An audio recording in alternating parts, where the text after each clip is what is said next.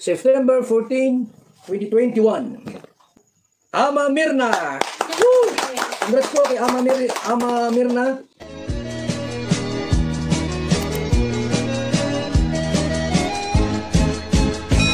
Hello, good morning. May konting reaction lang po ako tungkol ito sa pangbabas nila kay Ryan. Yung nangyari kay Ryan sa kanyang pag-aakbay kay Beyonce. Nangyari nga ba yon? Pag-aakbay na yon? Sabi nila, napanood daw nila. Bigyan ko lang ng konting komento. Itong si Ryan, napakabata pa rin ito mga kalingap. Kaya yung kanyang mga kilos ay hindi pa niya alam o hindi pa pulido. Hindi niya alam yung ikikilos niya sa kanyang mga kasamahan sa kalingap. Dahil bata pa siya ay hindi niya talaga alam kung ano nga ba ang tamang pagkilos sa isang babae, tamang pagkilos sa kanyang pakisama sa mga barkada niyang mga babae, ganyan. Alam naman natin na si Ryan ay malapit ang bahay nila o malapit yung lugar nila diyan kila Beyonce. Dahil si Ryan ay kababata nga niya si Beyonce, siyempre at is yung kanyang kilos at is yung kanyang galawan. Dahil si Beyonce ay naging kakilala niya na matagal na mula pa nung bata. Sabay silang lumaki, sabay silang nagkamulat, kaya sila ay malapit sa isa't isa. Hindi naman sobrang lapit, kundi magkakilala talaga sila sa isa't isa. Itong nangyari nga na sinabing nakbayan niya si Beyonce o inakbayan niya si Beyonce, hindi man natin ito napanood dahil binura kaagad ito o ini-hide kaagad ito ni Starax. Kung nangyari man yon mga kalingap ay para kay Ryan ay baliwala naman yon. Maging kay Beyonce sigurado ako baliwala naman yon, walang ibig sabihin. Ang nagpapalala lang kasi ay yung mga nagre-react, yung mga bashers, ganon. Pinapalaki nila yung wala namang issue dapat yan. Bakit may nangyaring ganon? Na si Edo nga hindi natin nakikita na umaakbay yan kay Beyonce. Bakit si Ryan umakbay kay Beyonce? Kasi si Edo may limitasyon yan. Kung ano man yung namamagitan sa kanila ni Beyonce, sa off camera, siyempre sila lang dalawa ang nakakaalam yan. Pero sa vlog, pag nakikita na natin doon, napapanood na natin, ay may limitasyon si Edo at saka si Beyonce. Ang nangyari kay Ryan kasi na nung napaakbay siya kay Beyonce, dapat off-cam lang yan. Hindi dapat ipinapakita yan dahil alam natin na may love team na EDC. Iniingatan din ng mga kalingap yung samahan o yung love team na EDC. Kaya kung ano man ang makikita natin kay Beyonce o kay Edo, dapat nakafocus lamang sa kanilang dalawa. Ito kasi Starax ay nai-upload niya yung pag-akbay ngayon ni Ryan kay Beyonce. Siguro sa tuwa na rin niya na nakita niyang ganon, nawala sa isip ni Starax na magkakaroon pala ito ng issue. Kaya nung marami nakapanood nun, naku, todo react talaga, lalo na yung mga nagmamahal kay Edo at kay Beyonce. Ang ginawa naman ni Starax ay ini-hide na niya kaagad o didelete niya kaagad yung video na yun.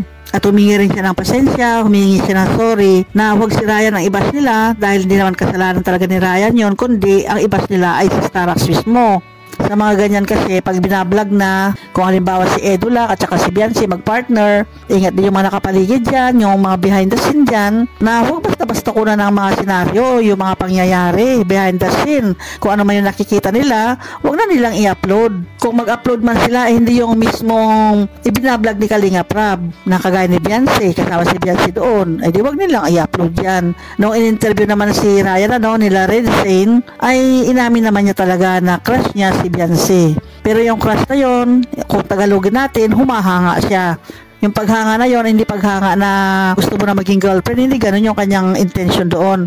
Kundi humahanga siya dahil mabait si Beyonce. Si Beyonce ay humble lang at si Beyonce ay maganda. Kaya napapahanga siya. Normal lang yun sa mga kabataan o kahit sino pa man. Kaya yung paghanga niya kay Beyonce ay huwag natin bigyan ng interpretasyon na parang gusto na niya sulutin si Edo. Hindi yung ganun mga kalingap. Dahil kung magbibigay pa tayo ng ibang halimbawa, marami namang humahanga dyan sa ibang mga kalingap din. Halimbawa na lang kay Kalinga Prab. Imposible walang humahanga dyan. Imposible na walang nagkakakrush dyan na iba. Pero hanggang ganun lang. Hahangaan mo dahil gwapo, hahangaan mo dahil matalino, hahangaan mo dahil napakasipag niya at napakabait niya, ganyan lang yan. Pero hindi yung hahangaan mo na may purpose ka na agawin mo na, o may purpose ka na magiging boyfriend mo na o manunulot ka na ganon. Hindi yun ang purpose, kundi paghanga lang. Kahit doon sa mga may asawa, di ba? Hinahangaan mo. Kagaya kay Kuya Bal, o di ba? Maraming humahanga diyan. Pero wag na nating ibulgar pa. Dahil paghanga lang naman yan dahil sa kasipagan at kabaitan ni Kuya Bal. O di ba? Kaya yung kay Ryan ay normal lang yan.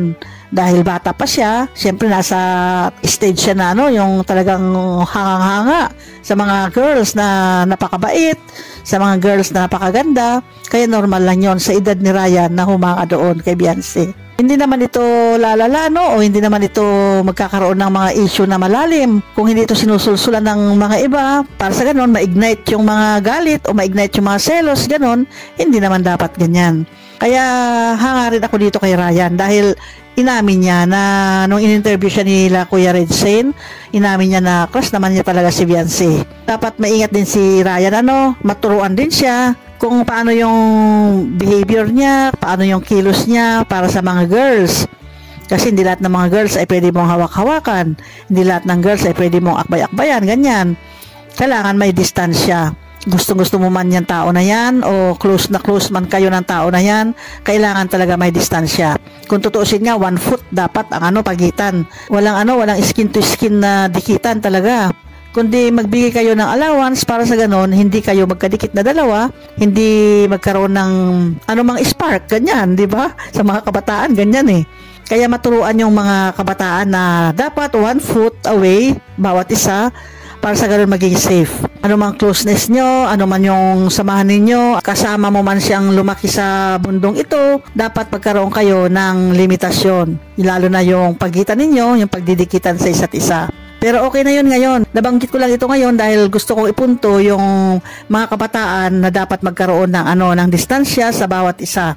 Gusto ko lang magkaroon sila ng pananaw o magkaroon sila ng kaalaman na dapat ang pagdidikitan ay hindi talaga dikit kundi 1 foot away. Ayan. Pero sasabihin ng iba paano kung nasa sasakyan kayo, nasa jeep, o magwa 1 foot pa ba kayo? Pero pag ganun, syempre, may exemption naman. Kung nasa jeep kayo, nasa tricycle, talaga magdidikitan kayo. Pero pag yung nag-uusap lang kayo, na napakaluwag naman ang lugar, huwag kayong dumikit sa isa't isa.